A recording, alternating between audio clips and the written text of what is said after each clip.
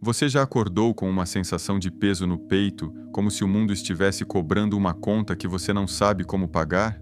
Nós culpamos o excesso de trabalho, as redes sociais, a economia ou aquela pessoa que nos fechou no trânsito. Mas e se eu te disser que a sua ansiedade não vem das coisas que acontecem com você? Há 2000 anos, nas ruas de Roma e da Grécia Antiga, um grupo de pensadores descobriu o verdadeiro vírus que destrói a paz mental humana. Eles não culparam o governo ou a sorte. Eles apontaram para um único e massivo erro que cometemos todos os dias. Esse erro de cálculo psicológico, sutil, invisível e completamente devastador, é o verdadeiro culpado por trás daquela agitação que não te deixa desligar. É ele que sabota a sua rotina desde o momento em que você abre os olhos pela manhã, até a hora em que deita a cabeça no travesseiro, tentando em vão silenciar os pensamentos. Nós fomos ensinados a acreditar que o sofrimento é uma consequência direta dos eventos externos. Se o trânsito está travado, nós nos estressamos. Se alguém nos critica, nós nos sentimos humilhados. Se a economia vai mal, entramos em pânico. Passamos a vida inteira reagindo ao mundo exterior, como folhas secas, sopradas por um vento caótico e imprevisível. Mas esses filósofos do passado, conhecidos como os estoicos, perceberam que essa dinâmica é uma prisão mental. Eles descobriram que a chave para uma paz inabalável, aquilo que chamavam de ataraxia, não está em tentar mudar o mundo ao seu redor, mas em corrigir esse erro de julgamento que a sua mente comete a cada segundo. Esse erro é a ilusão do controle. Imagine-se segurando firmemente as rédeas de um cavalo bravo. Você puxa com força, tenta guiar o animal, gasta toda a sua energia física, mas descobre que as rédeas não estão amarradas a bicho nenhum. Você está apenas puxando o vento, cansando os seus próprios músculos, enquanto o cavalo corre livremente para onde bem entende. É exatamente isso que acontece quando você tenta controlar o que não depende de você. É um gasto de energia monumental direcionado para o vazio. Epicteto, um homem que compreendia a falta de controle melhor do que ninguém, pois nasceu sob as correntes da escravidão antes de se tornar um dos maiores mestres do estoicismo. Escreveu a fundação de toda a sua filosofia logo na primeira linha do seu manual prático. Ele disse de forma muito direta: existem coisas que estão sob nosso controle e coisas que não estão. Parece uma obviedade, uma frase simples demais para carregar tanto peso, mas a verdade é que quase ninguém vive de acordo com essa regra no mundo moderno. O erro que destrói a sua paz mental acontece quando você borra essa linha divisória, quando você começa a exigir que a realidade se comporte exatamente da maneira que você planejou. Você quer que as pessoas sejam gentis, quer que os seus planos deem certo de primeira, quer que o futuro seja previsível, estável e seguro, mas o mundo não funciona com base nos seus desejos.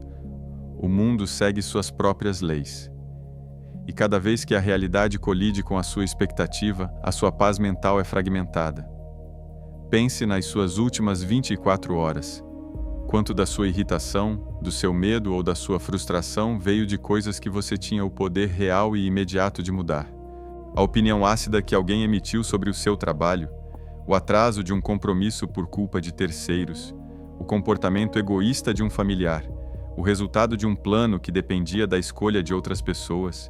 Nada disso estava sob o seu comando. No entanto, você entregou a sua estabilidade emocional para esses eventos. Você permitiu que fatores externos entrassem na sua mente e bagunçassem as suas emoções. Os estoicos chamavam isso de uma traição contra si mesmo. A dicotomia do controle é o filtro definitivo que separa a serenidade do tormento. De um lado da linha está o vasto oceano das coisas externas, o passado que já foi escrito e não pode ser alterado, o futuro que ainda não existe, a saúde do corpo que pode falhar, a reputação que os outros constroem sobre você. Do outro lado da linha, em um espaço concentrado, está o seu território real, as suas opiniões, os seus julgamentos, os seus desejos e as suas próprias ações no momento presente. Só isso. Todo o resto é ruído. Todo o resto é cenário.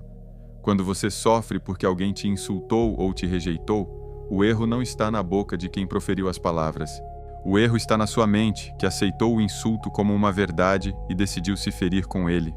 Você colocou o controle da sua felicidade no bolso de um estranho. Você deu a ele o poder de ditar se o seu dia será bom ou ruim.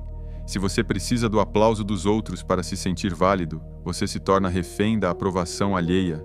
E não há paz mental possível para quem vive esperando o aceno de cabeça do mundo. Marco Aurélio, o imperador que governava o maior império da Terra, enfrentando pestes, invasões e a traição de pessoas próximas, não buscava refúgio nos luxos do palácio. Ele buscava refúgio dentro da própria mente. Todas as noites, em sua tenda militar, ele escrevia pensamentos para si mesmo. Em um desses registros, ele escreveu: "Você tem poder sobre sua mente, não sobre os eventos externos. Perceba isso e você encontrará força." Se o homem mais poderoso do mundo entendia que não podia controlar as circunstâncias, por que nós ainda insistimos em tentar? A ansiedade moderna é o resultado direto de tentar governar o amanhã. Nós sofremos por antecipação, desenhando cenários catastróficos, tentando prever cada obstáculo, cada falha possível. Mas o estoico olha para o futuro com uma postura diferente. Ele sabe que o pior pode acontecer, que os planos podem fracassar, que as pessoas podem falhar.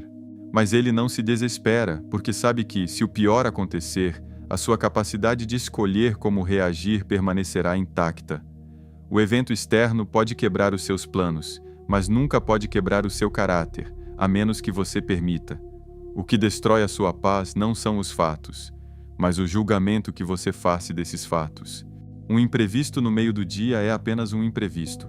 É um evento físico, neutro, sem carga emocional.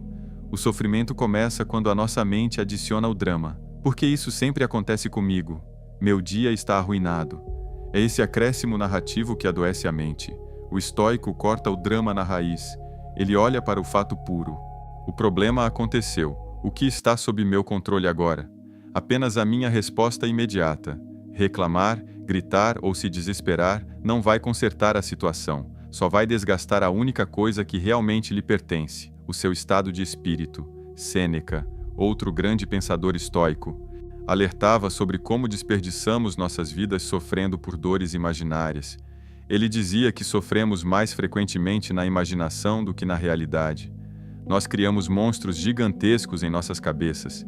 Passamos dias sofrendo por uma conversa difícil que ainda vai acontecer, por uma perda que talvez nunca venha, e estamos abandonando o único lugar onde a vida realmente acontece: o presente, o único território onde temos algum poder de ação.